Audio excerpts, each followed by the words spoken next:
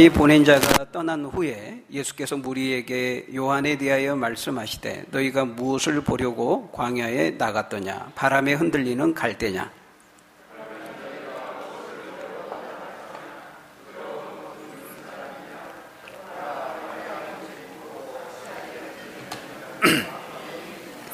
그러면 너희가 무엇을 보려고 나갔더냐? 선지자냐? 옳다. 내가 너희에게 이르노니 선지자보다 훌륭한 자니라.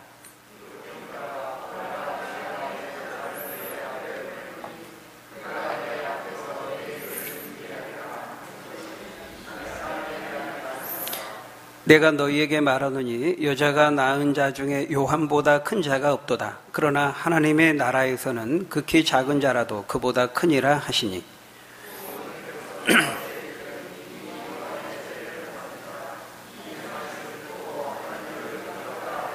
바리새인과 율법 교사들은 그의 세례를 받지 아니하므로 그들 자신을 위한 하나님의 뜻을 저버리니라.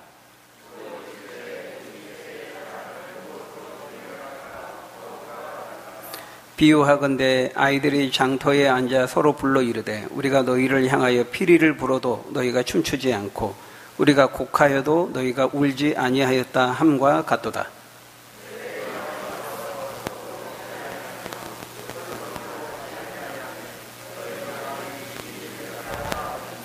인자는 와서 먹고 마시매 너희 말이 보라 먹기를 탐하고 포도주를 즐기는 사람이요 세리와 죄인의 친구로다 하니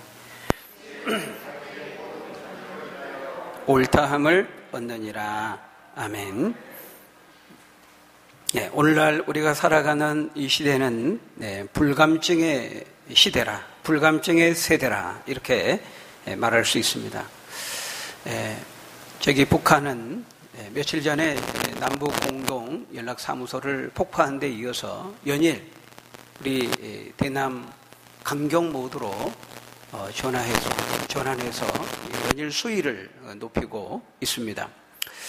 그동안 틈만 나면은 해왔던 대통령에 대한 막말에 이어서 이제는 소위 2인자라고 하는 김정은의 동생 김여정이 이제 단계적으로 수위를 높여가면서 무력 도발까지도 시사하는 담화를 발표하고 협박하는 그런 상황이 있습니다. 이건 뭐 거의 나라라고 보기가 어렵죠. 특정 국민이 사사롭게 개인적으로 어떤 의견을 낸 게 아니잖아요. 나라를 책임지고 있는 위정자가, 당국자가 이렇게 말하는 경우는 없지요. 우리가 어떤 나라를 봐도 나라를 대표하는 뭐 장관이라든지 대통령이라든지 총리라든지 이런 당국자가 이렇게 북한처럼 쌍스럽게 말하고 표현하는 거 여러분 보셨습니까? 그런 경우 없습니다. 이제 어디 뭐 조폭들, 깡패들 같이 말하고 행동하잖아요. 여러분 그 연락사무소가 자기들 게 아닙니다. 북한 땅에 있어도 각국의 대사관 그 땅은 함부로 할 수가 없거든요. 대사관 건물은 아니지만 북한 땅에 있다고 해서 그렇게 마음대로 폭파하고 그러면 안 되는 것이죠. 그 조폭이 마치 그 자릿세 상납 안 한다고 가가지고 막 깽판 치고 막 난리치고 난장판 만들고 부수고 그런 것과 같은 거죠. 돈 내놔라 하는 것이죠. 나라의 책임을 지고 있는 이런 당국자들은 때로 어떤 사안에 대해서 굉장히 못마땅하고 화가 나고 분노가 치밀어도 대부분 어떻게 합니까? 나라들이 이 부분에 상당히 유감입니다. 뭐 이런 식으로 표현하잖아요. 우리가 좀 수위를 높이면 단호하게 대처하겠다. 뭐 그 정도.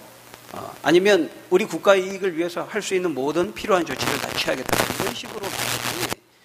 북한처럼 저렇게 막 쌍욕을 하고 막말을 하고 시정잡배들처럼 쌍스럽게 말하는 그런 나라는 외교적으로 없습니다. 세계 유일무이하죠.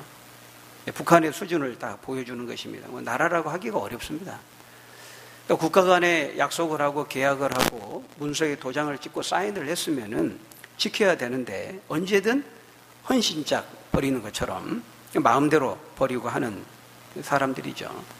사실 뭐 핵으로 다 쓸어버리겠다, 초토화시키겠다, 서울 불바다로 만들겠다, 뭐 이런 협박들이 한두 번이 아니니까 수차례 그동안도 있어 왔기 때문에 소위 이런 벼랑 끝 전술 한두 번이 아니죠. 그런 점에서 뭐 새로울 것도 없습니다만은 워낙 우리가 많이 듣다 보니까 이게 또 맷집이 또 단련이 돼가지고 웬만큼 해가지고 우리 또 담대한 대한민국 사람들이 꿈쩍도 하지 않죠. 양치기 소년처럼 지금까지 그런 말로 협박한 적이 한두 번이 아니기 때문에 물론 그럴 수도 있습니다만은 그러나 그럼에도 불구하고 우리 안에 뭐 설마 전쟁이 일어나겠어? 설마 같은 민족을 핵으로 쏘겠어? 어제까지 아무 일 없었는데 오늘 무슨 일이 있겠어 하는 그런 이제 아니라는 생각들도 또 우리 안에 또 있는 것도 사실입니다.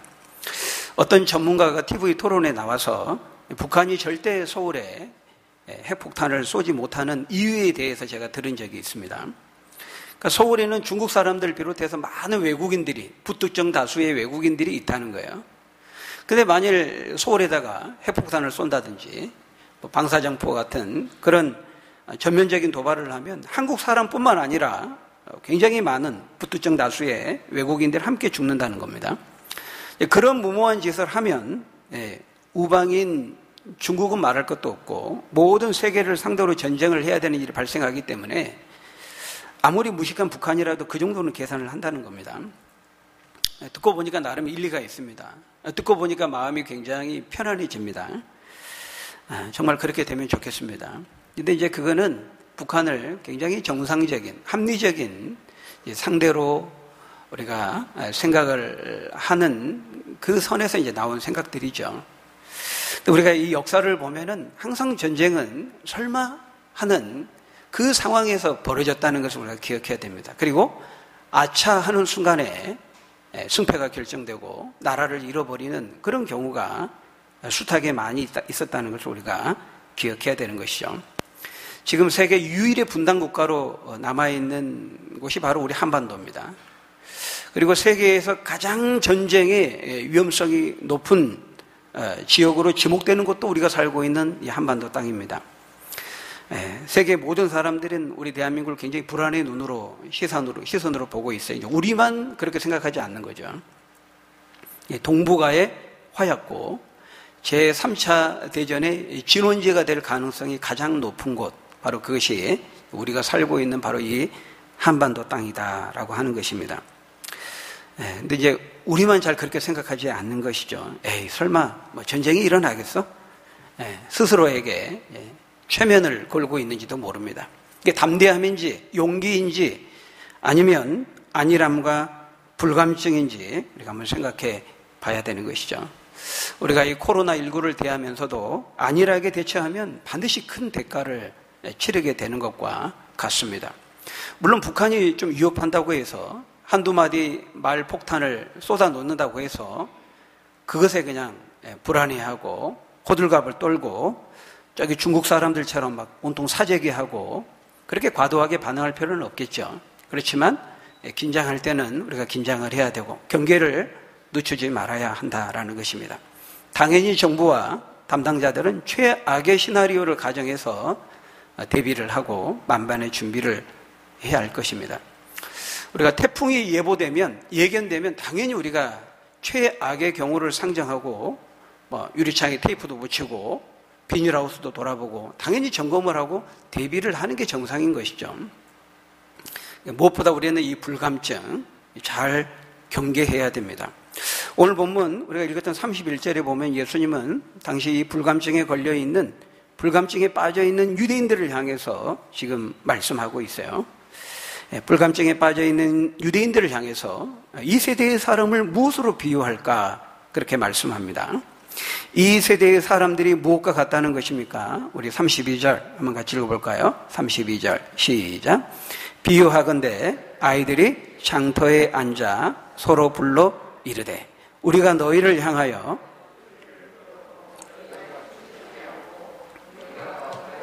너희가 울지 아니하였다 함과 같도다.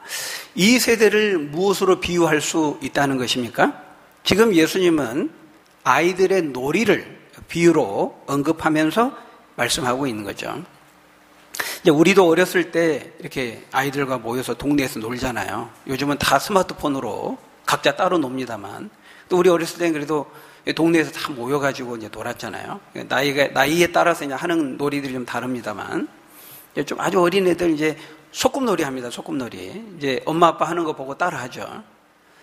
그래서, 내가 밥 해 놓을 테니까 오늘 빨리 들어와. 이제 엄마가 한 거 보고, 옆에 이제 그 땅에 있는 풀 옆에 딱 이렇게 해가지고 밥하는 것처럼 그렇게 하지 않습니까?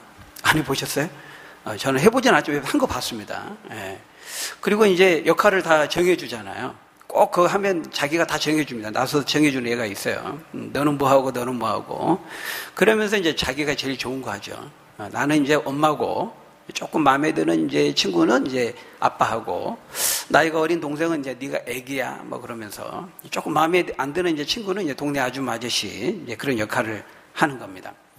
그런 것처럼 이제 예수님 당시에 아이들도 이제 장터에, 시장터에 이제 모여서 노는데 친구들끼리 이제 역할극 놀이를 하면서 노는 겁니다. 예수님이 이렇게 보니까 아이들이 결혼식 놀이를 하고 노는 겁니다.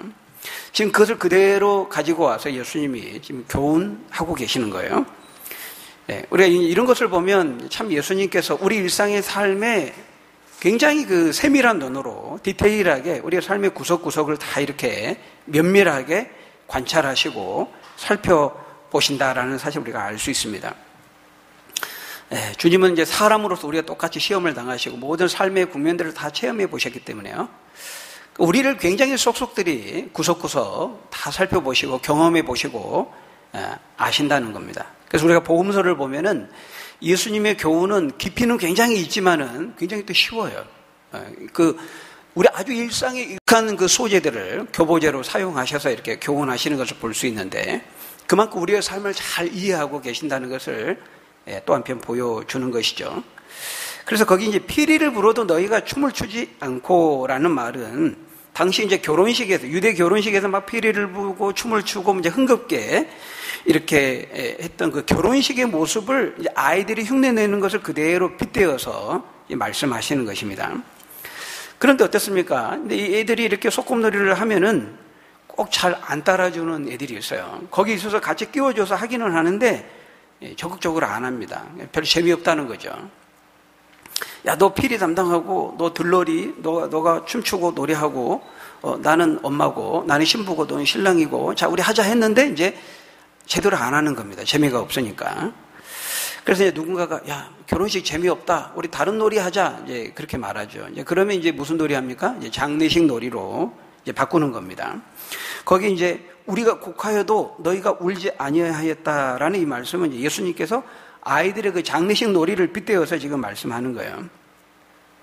요즘 우리들 장례식은 이제 특별히 뭐 하는 게 없잖아요. 그냥 장례식장 가가지고 그냥 조문하고 식사하면서 좀 위로의 말을 나누고 이제 돌아오는 게 이제 대부분이죠. 조금 이제 격조가 있는 가문은 이제 모여서 이제 고스톱 조금 치고 요즘은 이제 그런 것도 잘 안 하더라고요.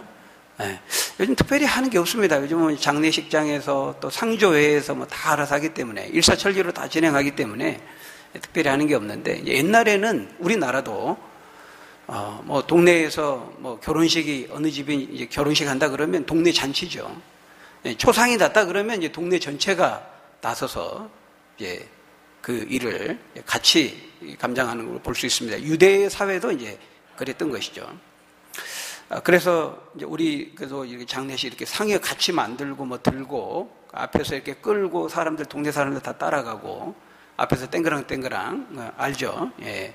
이제 가면 언제 오나 어야 그러면 또 뒤에서 따라하고 아이들이 이제 보고 이제 그걸 이제 따라오면서 흉내를 내는 겁니다. 이제 일종의 이제 그런 거죠. 유대인의 문화에서도 이제 그와 비슷한 것이 있는 것이죠. 그래서 아이들이 이제 결혼식 놀이를 할 때도 이제 엄마들 어른들 보고 하고 따라하고 그 장례식 놀이도 이제 그렇게 하는데 이 아이들이 이제 하면 적극적으로 해야 되는데 재미가 없는지 이제 그 중에 이제 제대로 하지 않는 아이들이 있는 거예요. 어차피 하는 거 진짜 결혼식 하는 것처럼 막 재미있게 막 춤도 추고 막 이렇게 해야 되는데 이제 제대로 안 하는 겁니다. 하자는 건지 말자는 건지 장례식 놀이로 바꾸어도 마찬가지죠. 땡그랑 이제 가면 언제 오면 같이 좀 이게 연기를 하고 진짜처럼 좀 슬퍼하면서 이렇게 해야 되는데 이제 안 하는 거예요. 그러니까 어떻습니까? 아이들이 서로 핀잔을 주죠. 야, 너 정말 할 거야? 안 할 거야? 하면 진짜처럼 해야지. 막 그러면서 이제 너 그렇게 할 거면 안 해. 하지 마. 막 이러면서 이제 애들이 통상 놀 때 그러잖아요. 지금 이제 예수님의 말씀은 마치 당시 사람들의 반응이 바로 이 아이들과 같다라는 것입니다. 피리를 불어도 너희가 춤추지 않는다. 이 말은 기뻐해야 될 때 기뻐하지 않는다는 겁니다. 예수님께서 구원과 그 은혜의 그 기쁨의 메시지를 전하면 사람들이 듣고 기뻐하고 마치 결혼식에 참여하는 것처럼 기뻐하고 감사하고 뭔가 반응을 해야 되는데 냉담하게 반응하는 거죠. 반대로 죄를 지적하고 너희가 죄 가운데 돌이키지 않으면 하나님의 진노와 심판을 피할 수 없다. 이렇게 하나님의 메시지를 전하면 두려워하고 영적으로 뭔가 각성되고 뭐 이렇게 반응을 해야 되는데 역시 사람들은 이 아이들처럼 냉담하게 무덤덤하게 반응하는 거죠. 그러니까 뭘 해도 그들을 기쁘게 하거나 만족하게 할 수가 없는 겁니다. 일종의 이제 세례 요한은 영적인 측면에서 볼 때 이런 심판과 죽음을 의미하는 이제 장례식에 대한 메시지를 전했다고 말할 수 있고요. 반면에 예수님은 이 구원과 기쁨을 의미하는 영적인 차원에서 결혼식에 대한 메시지를 전했다고 말할 수 있습니다. 그런데 사람들은 세례 요한도 싫어했고 예수님도 싫어하고 반응이 다 동일한 것이죠. 그래서 33절을 여러분 보십시오. 사람들은 세례 요한에 대해 뭐라고 비판했습니까? 우리 33절 같이 읽어볼까요? 시작.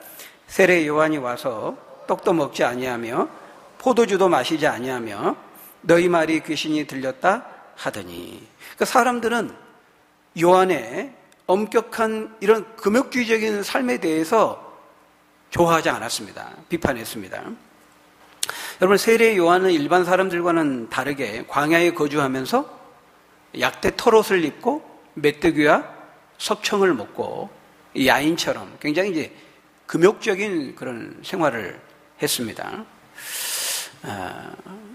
일반 사람들처럼 흥청망청 먹고 마시고 즐기며 누리는 삶을 멀리 했다는 거죠. 그렇게 한 이유는 세상이 워낙 이렇게 타락하고 부패하고 향락에 치우쳐 있었기 때문에 적어도 세례 요한이 그런 것들과 좀 거리를 두면서 거룩함을 지키고 세상을 일깨우는 이제 메시지를 전하고자 했던 것이죠. 근데 사람들은 그런 세례 요한을 이제 좋아하지 않은 겁니다. 너무 엄격하다. 너무 금욕적이다. 이렇게 비판을 한 거죠. 그러니까 유대인 일반 사람들, 평민 가운데에는 이제 그런 세례 요한의 올곧은 검소한 이런 삶을 보면서 높이 평가하고 또 존경하는 그런 사람들도 많이 있었지만 대부분의 그런 이제 기득권 세력들, 중심 세력들은 세례 요한을 너무 엄격하고 단호하다, 극단적이다, 뭐 이러면서 율법적이다, 그러면서 비판한 것입니다. 근데 이제 예수님을 향해서는 또 뭐라고 비판합니까? 34절, 35절, 우리 한번 같이 읽어볼까요? 시작. 인자는 와서 먹고 마심에 너희 말이 보라, 먹기를 탐하고 포도주를 즐기는 사람이요.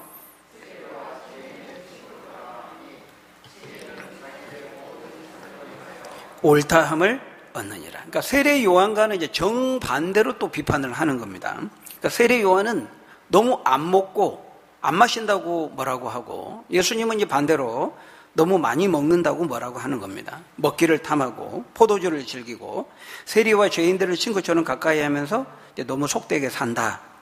한마디로 먹는 거 너무 밝히고 경건하지 못하다. 이제 그렇게 비판을 한 거죠. 그러니까 세례 요한도 비판하고 예수님도 비판하고 어느 장단에 이제 춤을 춰야 될지 모르는 것이죠. 이것은 결국 이 사람들의 마음이 얼마나 완악하고 참 부패한지를 우리에게 보여주는 거예요. 참 악하지요. 뭐라고 해도 이래도 안 되고 저래도 안 되고 안 믿을 구실만 찾고 안 받아들일 것만 그 이유만 들이대는 거죠. 그러니까 이런 사람들은 결국 뭐라고 해도 사실은 무조건 안 믿죠. 오늘날 우리 세대의 반응과 일면 흡사하다는 것을 우리가 알 수 있습니다. 오늘날 우리들도 이 세대의 사람들도 하나님의 말씀에 이렇게 반응할 때가 많습니다. 하나님이 말씀하시면 순수하게 온전하게 이렇게 반응하면 좋은데 그렇게 반응하지를 않죠. 하나님께서 구원의 그 은혜의 메시지를 전하면은 그 구원과 그 은혜와 사랑의 메시지를 듣고 감사하고 그 자격 없는 우리에게 베풀어 주신 은혜에 대해서 우리가 받은 자로서 어떻게 하면 좀 그 은혜에 보답하며 남은 생애를 살까 뭐 이래야 되는데 그게 아니고 그 은혜를 이제 값싼 은혜로 만들어 버립니다. 값없이 주어진 은혜를 이제 남용하는 거죠. 야, 우리 뭐 어떻게 해도 뭐 다 용서함 받으니까 뭐 대충 살고 또 용서 받으면 되지 뭐 이렇게. 우리가 이제 이거를 이제 은혜를 남용하는 것이라고 말합니다. 무율법주의로 나가는 거죠. 은혜를 값싸게 취급하는 것입니다. 반대로 부르심에 합당한 자로서 믿는 자에게 요구되는 거룩함, 또 삶의 열매, 의의 열매에 대해서 말하면은 너무 엄격한데요? 너무 율법적이지 않습니까? 막 그러면서 너무 까다롭게 그럼 신앙생활 어떻게 합니까? 막 그러면서 또 거부하는 것이죠.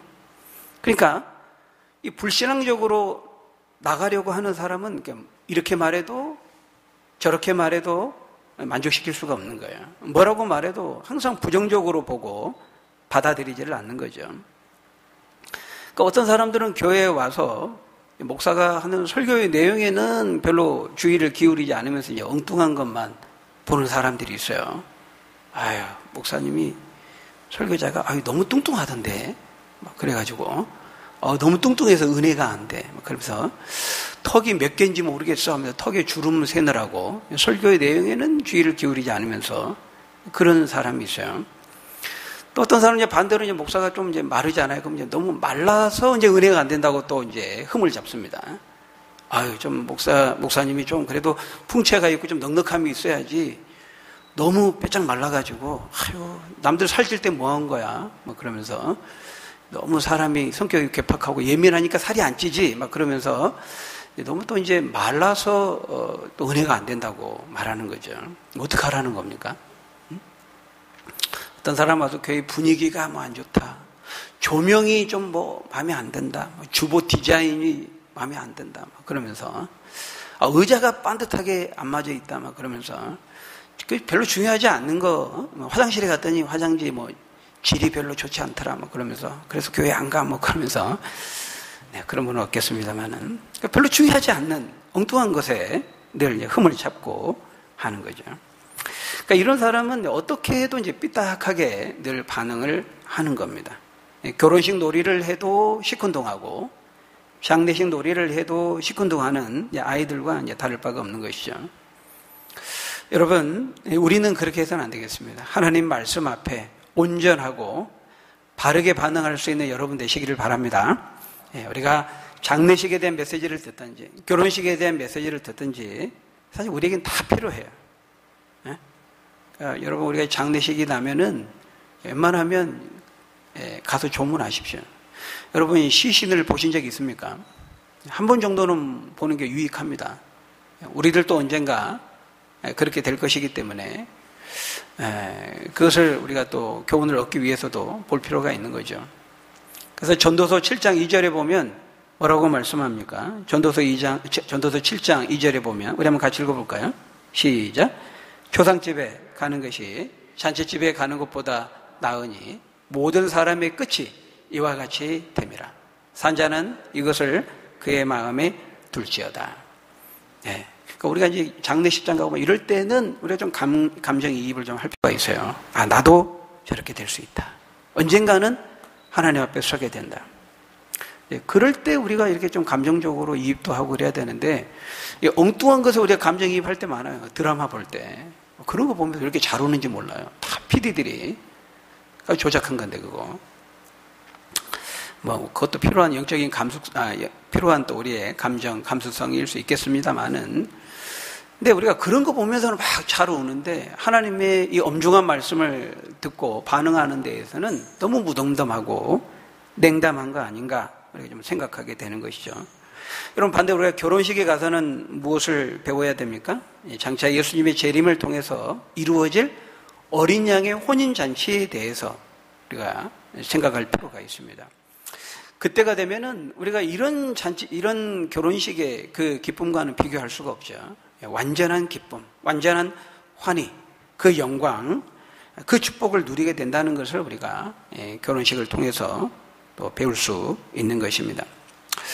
여러분, 오늘날 우리가 이 참 신앙생활하는 우리의 삶의 여건들을 보면요, 정말 너무 좋은 여건에서 우리가 신앙생활을 합니다. 참 예배 예배당 환경도 그렇고요.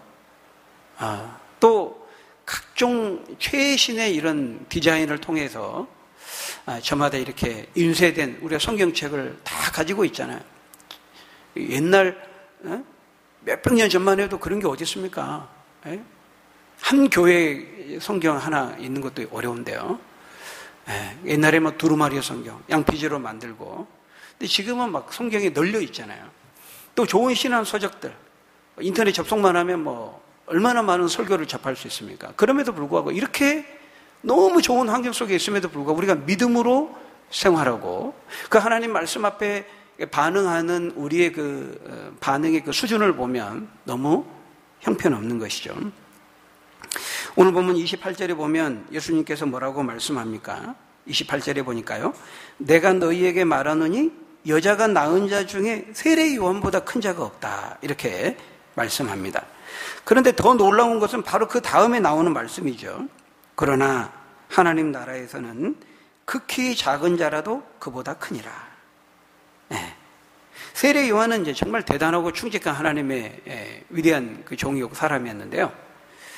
그러나 천국에서는 지극히 작은 자라도 세례 요한보다 크다는 거예요. 여러분 이게 무슨 말일까요?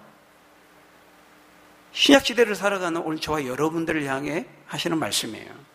우리 성도들 중에 신약시대를 사는 우리 성도들 중에 지극히 작은 자라 할지라도 세례 요한보다는 크다. 그러면 이게 무슨 말일까요? 신약시대를 살아가는 오늘 우리들은 세례 요한보다도 비교할 수 없을 정도로 더 큰 하나님의 은혜와 선물을 받고 수없이 많은 영적인 자원들을 많이 가지고 있다는 거예요.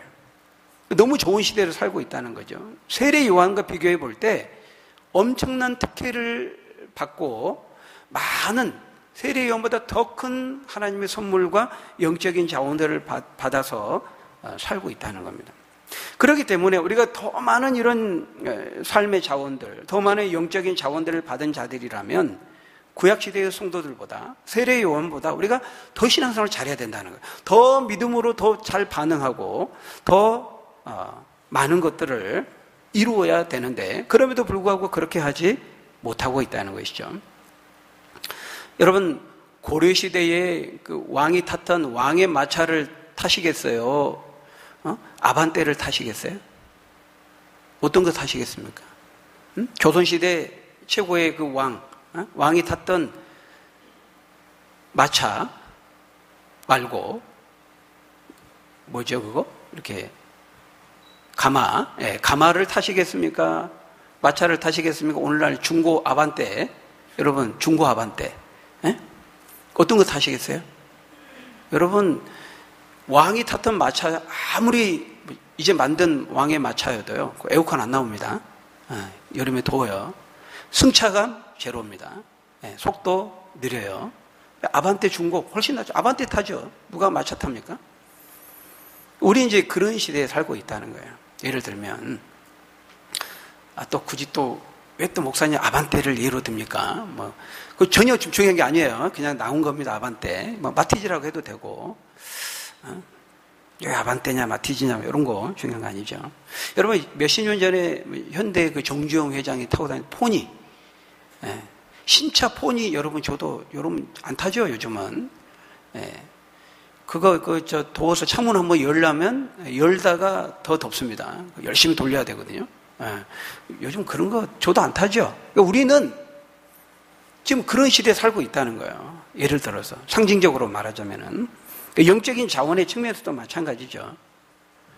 그렇다면 2000년, 4000년 전에 그 열악한 환경에서 신앙생활했던 그 많은 그 성도들보다 우리는 몇십 배, 몇백 배 훨씬 좋은 환경에서 좋은 영적인 자원들을 그 특혜들을 받아서 우리가 살고 있기 때문에 그 반응도 그 신앙생활도 우리는 몇백 배 더 잘해야 되는데 그렇게 하지를 못한다는 거예요.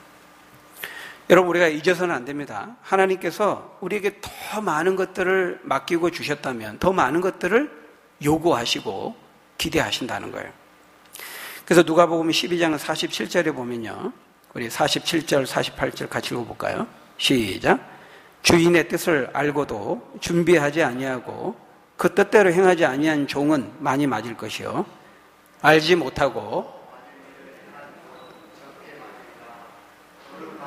받은 자에게는 많이 요구할 것이요 많이 맡은 자에게는 많이 달라 할 것이니라.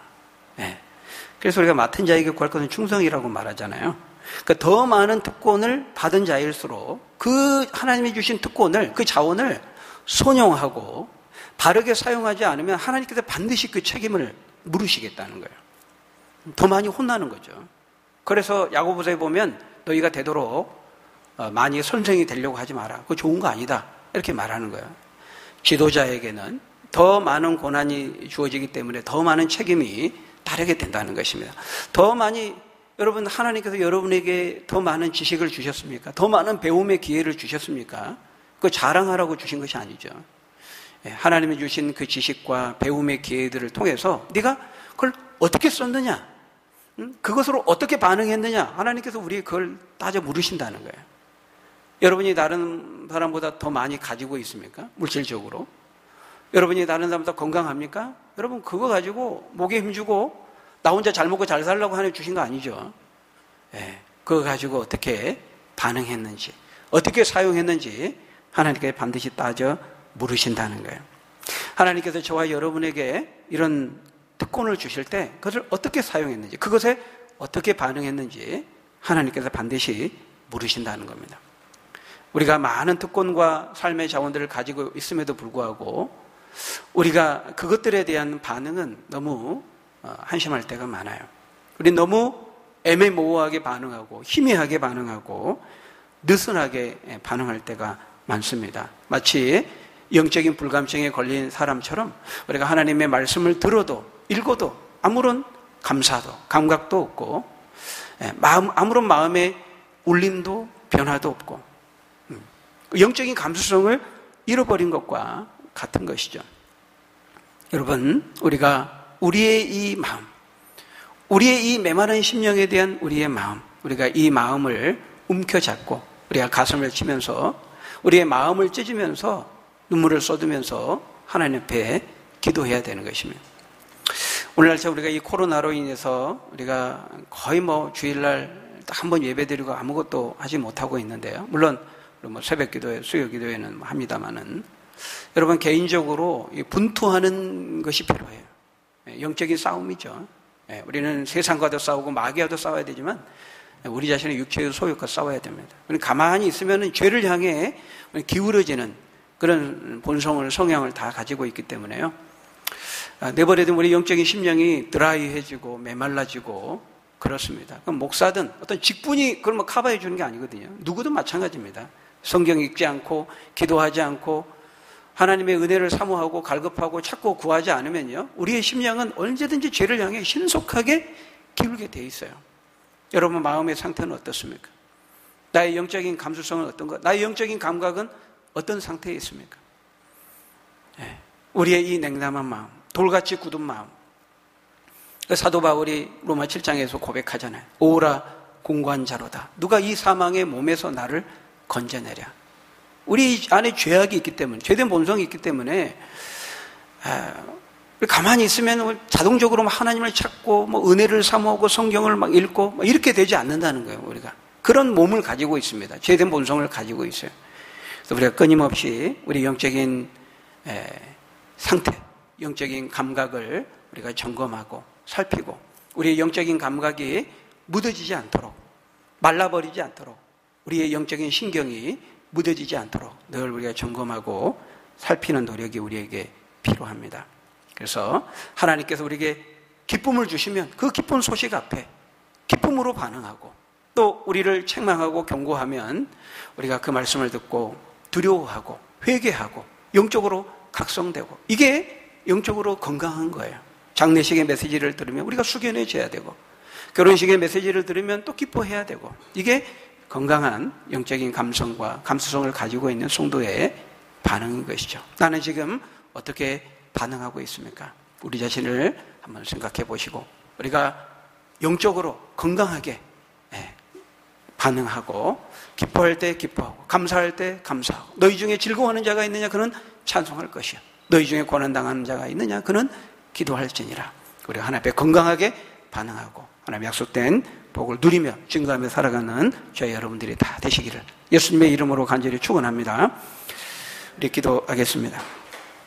아버지 하나님, 우리가 참 금강석같이 굳은 돌 같은 우리의 이 냉담하고 무덤덤한 반응 앞에 아버지 하나님 말씀으로 성령께서 우리를 깨뜨려 주시고 우리의 잃어버린 영적인 감수성을 되찾게 하시고 말라버리고 죽어버린 영적인 이 무딘 감각을 깨우쳐서 우리가 하나님 상한 심령을 가지고 애통해하며 자복하며 의에 주리고 목마른 마음을 가지고 하나님 아버지의 마음을 갖게 하시고 아버지처럼 생각하고 또 아버지처럼 사랑하고 품고 하나님의 뜻을 이루며 살아가는 우리 모두가 될 수 있도록 하나님 축복해 주옵소서. 예수님 이름으로 기도하옵나이다. 아멘.